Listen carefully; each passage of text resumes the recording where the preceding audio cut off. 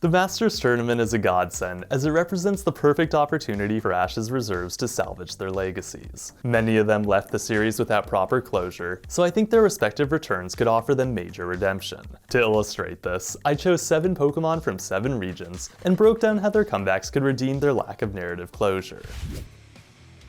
It's always baffled me that Primeape didn't return for the Indigo League. Had it appeared in more epic battles, I think it would have rivaled Snorlax in power. By coming back for the Masters Tournament, Primeape could make up for lost time and validate its legacy as a P1 Grand Prix champion.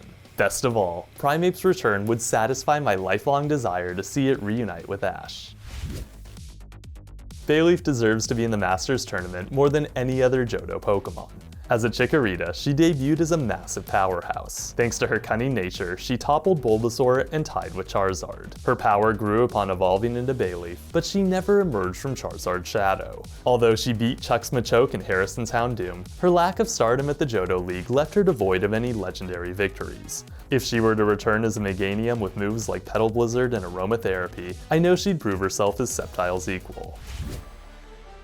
Swellow should be in the Masters Tournament because of its warrior nature, ability to use Thunder Armor, and penchant for almost never losing a battle without first beating one of its opponents. The only trainers it fought that it didn't secure at least one win against were Tyson and Tobias. Swellow's loss to Tobias's Latios made no sense, as its lust for combat should have given it the strength it needed to survive Luster Purge. If Swellow were to return for the tournament, it could end its narrative arc on a high note by beating a powerhouse like Iris's Dragonite.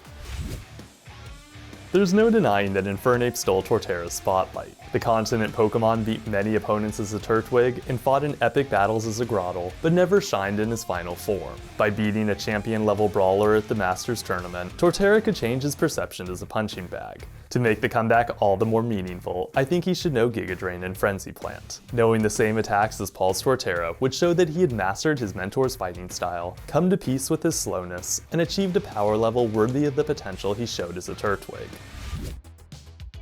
If Ash battles Iris in the Masters Tournament, I really hope that Scraggy gets to fight Haxorus. The two of them were best friends in Black and White, so I think their showdown would be an emotional roller coaster. In order for it to be a fair battle, Scraggy would need to evolve into Scrafty. Watching Scrafty and Haxorus battle it out would be a great way for them to get closure on their respective goals to become powerful battlers. At the end of the match, I'd hope for Ash to give Scrafty to Iris so that the Pokemon would never again be without his brother. Noivern performed well against Zapdos, but sadly earned no wins at the Kalos League.